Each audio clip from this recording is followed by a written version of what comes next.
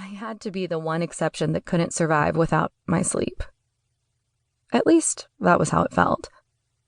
Luckily, Mick was understanding and worshipped the ground I walked upon. He made sure I was always comfortable, that I didn't have to worry about a thing. It suited me perfectly, so I let him smother me like he had always wanted to. I felt I deserved it since I was about to give birth to the child he had wanted all of his life. On the other hand, I had never thought about having children, especially not after I died at age 16. I had kind of ruled that option out. But here it was. Here I was with my growing stomach in a fluffy white dress that I would never have picked for myself. But I didn't care anymore. Details didn't bother me any longer. All I cared for was to give this child the best life I could. It wouldn't be the life I had known on Earth. It would be very different. But I had a feeling it would be wonderful. No earthly worries, I kept thinking. Who wouldn't want to grow up like that? So only 3 more months to go, and you're a mother, huh? Abik asked. Don't say that.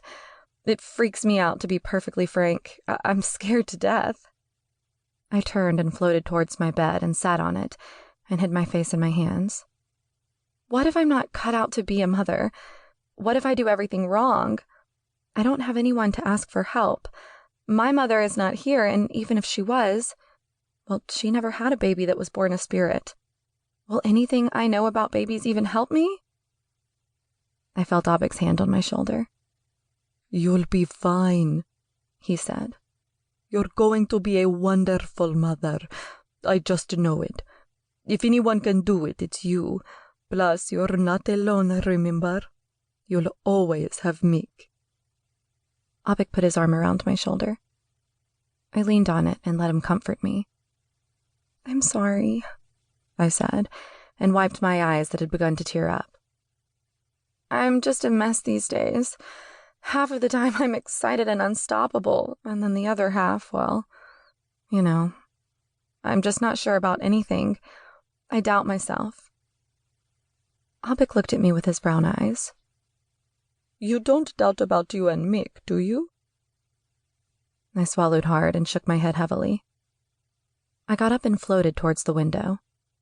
People were walking towards the sacred Phoenix Garden, where the ceremony was to take place. They were chatting and laughing, looking forward to the big celebration of our love. I was scared to death about this, but what my life was going to be like.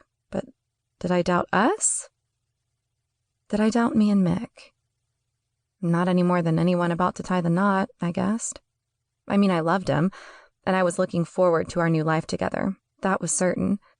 I couldn't wait to see what our baby would look like, and I knew Mick was going to be a wonderful father.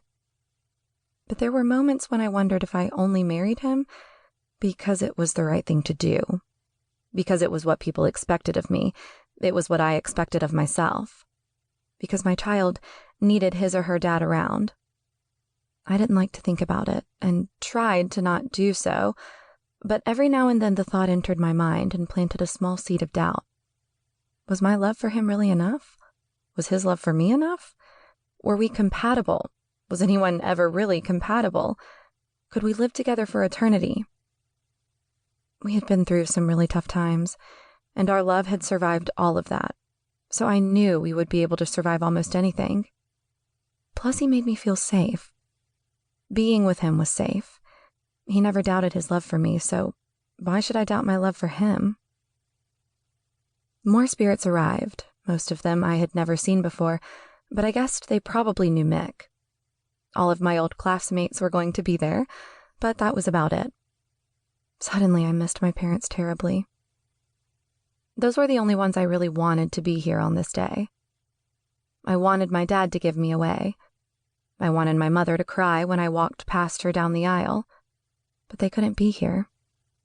They still didn't know where I was, or that I had died, and I was planning on taking care of that as soon as this wedding was over with.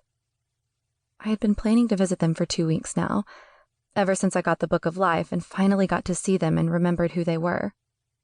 I was going down to Earth to give them closure, one way or the other. I just hadn't yet figured out how I was going to do it.